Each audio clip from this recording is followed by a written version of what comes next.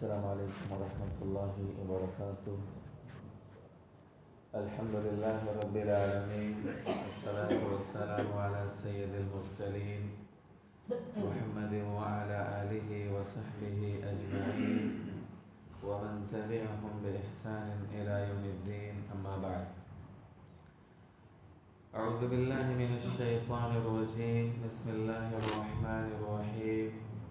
عبس وتولى أن جاءه الأعمى وما يدريك لعله يزكى أو يذكر فتنفعه الذكرى أما من استغنى فأنت له تصدى وما عليك ألا يزكى وأما من جاءك يسعى وهو يخشى فأنت عنه تلهى.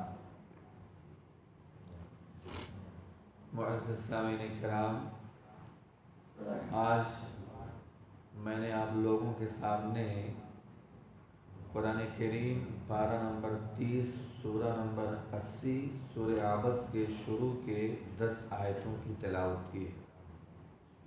الحمدللہ لاک ڈاؤن سے پہلے جب میں گھر گیا تھا تو سورۃ النور سے جو شروع ہوئی تھی آپ کے یہاں تفسیر، سورۃ النازعات تک الحمدللہ میں نے کیا تھا. اس کے بعد سے آخر پارے کی جو کچھ صورتیں بچ گئی ہیں انشاءاللہ میں اس کو پورا کروں گا، پھر اس کے بعد سورہ بقرہ سے شروع ہوگا. تو سورہ عبس یہ مکی سورہ ہے.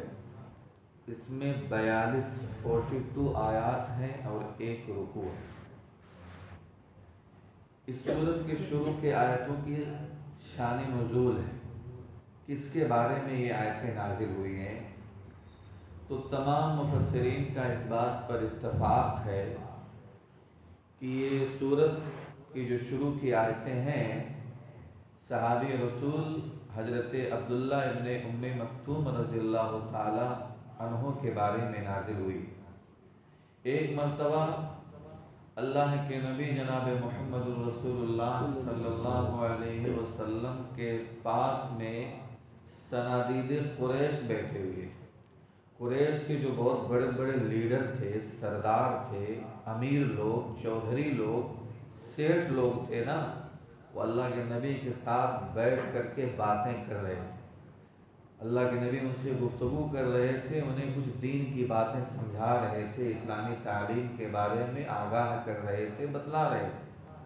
اچانک اسی بیچ میں وہ صحابی رسول، وہ اندھے صحابی عبداللہ ابن ام مکتوم رضی اللہ تعالیٰ عنہ، یہ نابینا صحابی، اندھے صحابی آپ کی مجلس میں تشریف لے آئے اور آ کر کے کچھ سوال کرنے لگے، دین کی باتیں پوچھنے لگے. کیوں؟ اس لیے کہ عبداللہ ابن ام مکتوم یہ پہلے مسلمان ہو گئے تھے، پہلے مسلمان ہونے والوں میں سے تھے. یہ اکثر و بیشتر اللہ کے نبی کے پاس آتے تھے، ان سے سوال کرتے، دین کی باتیں سیکھتے، اس پر عمل کرتے، ایمان کو تازہ کرتے. معمول کے مطابق وہ روزانہ آتے، آج بھی آ گئے اپنے مسئلے کو کچھ پوچھنے کے لیے. اللہ کے نبی سے سوال کرنے لگے تو اس موقع پر اللہ کے نبی نے بے توجہی برتی، ان کی باتوں کو سنا نہیں، تھوڑا سا چہرہ اپنا سکوڑ لیا، منہ پھیر لیا، ان کی باتوں کو طرف دھیان نہیں دیا، توجہ نہیں دیا.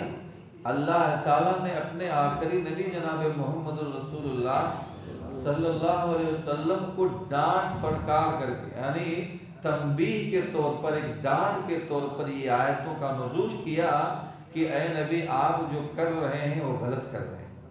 اللہ نے اپنے نبی کو ڈانٹا، تنبیہ کیا کہ آپ جو بڑے بڑے سیٹھ لوگوں کے ساتھ مل کر کے جو ایمان نہیں لاتے، ایمان کے سیکھنے کی کوشش بھی نہیں کرتے، ایمان سے محروم ہیں، آپ ان کے پیچھے لگے ہوئے ہیں. اور جو آدمی ایمان لے آیا ہے وہ دین کی بات سیکھنے کے لیے آپ کے پاس خود چل کر کے آیا ہے، آپ اس سے بے توجہی برت رہے ہیں. آپ کا یہ عمل، یہ طریقہ صحیح نہیں ہے. اللہ تعالیٰ نے ان آیات کا نزول کیا. اب آپ ترجمہ سنیے، اس کے بعد سمجھ میں آئے گا کہ ہاں اللہ کے نبی کو اللہ تعالیٰ نے کیسے سمجھایا. بسم اللہ الرحمن الرحیم. شروع اللہ کے نام سے جو بہت مہربان نہایت رحم والا ہے. عبس و تولی، नबी सल्लल्लाहु अलैहि वसल्लम तुर शुरू हुई, वतवल्ला और मुंह को मोड़ लिया। तुर शुरू होना मालूम है, थोड़ा सा चेहरे को सिकोड़ लेना। कभी कभार आदमी किसी से बात नहीं करना चाहता है, किसी की तरफ तवज्जो नहीं करना चाहता है, तो थोड़ा सा चेहरे उसके बदल जाते हैं, चेहरा सिकोड़ लेता है।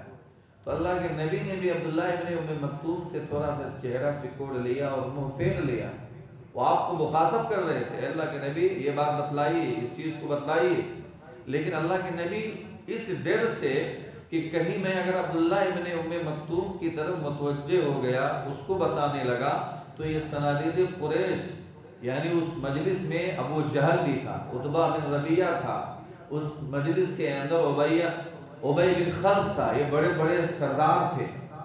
तो आप इस डर से कि कहीं मैं इनको समझाने लगूं तो ये लोग चले ना जाए मजलिस से उठ करके, दिन की बातें सुनने से चले जाए, इसी वजह से आप मुतवज्जे नहीं हो रहे थे।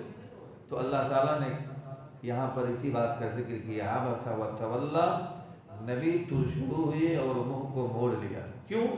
अन जाअहुल आमा, इसलिए, सिर्फ इसलिए कि उनके पास एक नाबीना सहाबी आए, एक अंधे सहाबी आए।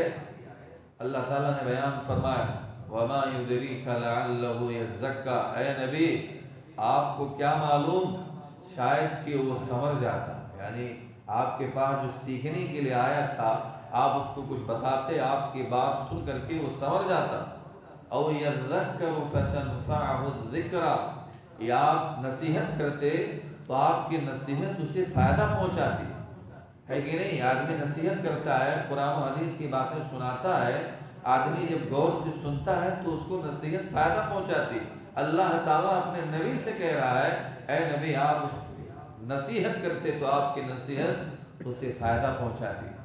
अम्मा मन इस्तगना, आगे अल्लाह रब्बुल आलमीन ने बयान फरमाया, जो बेतवज्जही बरता है, यानी जो आदमी आपकी बात को सुनने के लिए तैयार नहीं होता है, बेपरवाही करता है, भागता है, फ़अंता अन्हु तसद्दा, आप उसके पीछे पड़े हुए, यानी आप उसको समझाने में लगे हुए। यानी अबू जहल, उतबा बिन अबी रबिया और उबई बिन खल्फ, हिशाम, अब्बास बिन अब्दुल मुत्तलिब, जो अभी ईमान नहीं लाए, आप इनके पीछे पड़े हुए। जो इस्लाम ले आए हैं और कुछ सीखना चाहते हैं, आप उसकी तरफ तवज्जो नहीं दे रहे हैं, है नबी आपका ये तरीका गलत है, ऐसा मत कीजिए, आप उसके पीछे मत पड़िए। वमा अलैका अल्ला यज़्ज़क्का, अल्लाह ताला समझा रहा है नबी आपके ऊपर कोई इल्ज़ाम नहीं है उनके ना संवरने का, उनके ईमान ना लाने का। अगर वो ईमान ना लाए, ना संवरे, ना सुधरे, आपकी कोई पकड़ नहीं, आपके ऊपर उसका कोई इल्ज़ाम नहीं है, आप टेंशन मत लीजिए। व अम्मा मन जाअका यसा, फिर अल्लाह ने कहा, और जो आदमी आपके पास दौड़ करके आता है, आपकी मजलिस में आपके पास सीखने के लिए दौड़ करके आता है, वह हुआ यख्शा, और वो अल्लाह से डरता भी है, यानी आता भी है और डरता भी है। फ़अंता अन्हु तलहा, आयत नंबर 10 के अंदर अल्लाह ने बयान फरमाया, आप उससे बेतवज्जोही बरतते हैं, बेरुखी बरतते हैं। होना तो ये चाहिए कि आप उसकी तरफ मुतवज्जे हो, आप उसको सिखाएं, उसको समझाएं, लेकिन आपका ये तरीका गलत है। मेरे भाइयों, अल्लाह ताला ने अपने नबी को जब तंबीह के तौर पर इन आयात का नुज़ूल किया, अल्लाह के नबी उसके बाद से उस नाबीना सहाबी हजरत अब्दुल्लाह इब्न उम्मे मक्तूम रज़ियल्लाहु ताला अन्हु को बहुत ज़्यादा प्यार करने लगे, और कभी भी आपकी तरफ, यानी उस नाबीना सहाबी की तरफ हमेशा मुतवज्जे होते, बल्कि खुद पूछते, कोई मसला है, कोई सवाल है, आओ मेरे पास आओ, खुद पूछने लगे। यहाँ आए थे तो बेतवज्जो हो गए। जब ये आयत अल्लाह ने नाजिल किया, उसके बाद से कभी भी अब्दुल्ला इब्ने उम्मे मक्तूम को आपने ये नहीं कहा कि उसकी बात को ठुकरा दिया, इनकार किया, बेतवज्जही नहीं बरते मेरे भाइयों। अल्लाह के नबी ने फिर उसके बाद में उनका बहुत ज़्यादा अदब, एहतराम, रिस्पेक्ट, इज्जत करने लगे कि इनकी वजह से अल्लाह ताला ने मुझे खुश तंबीह के तौर पर मेरे बारे में आयात नाज़िल की। आज भी मुआशरे में मेरे भाइयों ये बातें पाई जाती। आज लोग अमीर आदमी को जो वक्त देते हैं वो गरीब आदमी को नहीं देते।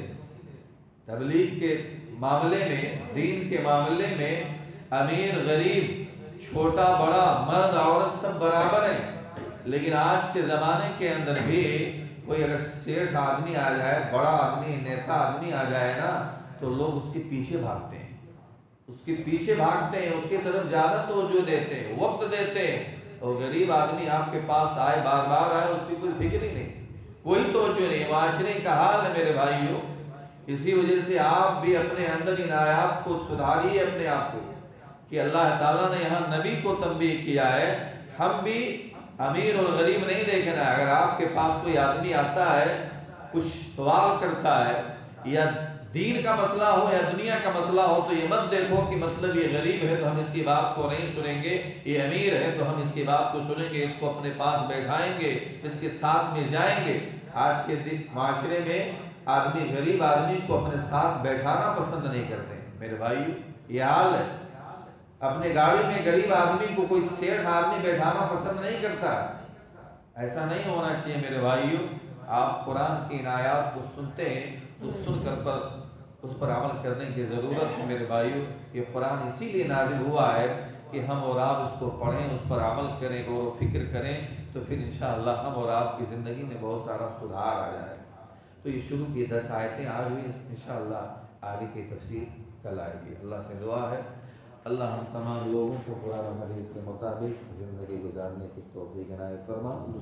اللہ ہم سب لوگ گنہگار ہیں، ہم سب لوگوں کے گناہوں کو معاف فرما۔ اللہ ہم سب لوگوں کو جنت الفردوس کے اندر جگہ دے۔ اللہ ہم تمام لوگوں کو جہنم کے عذاب سے بچائے۔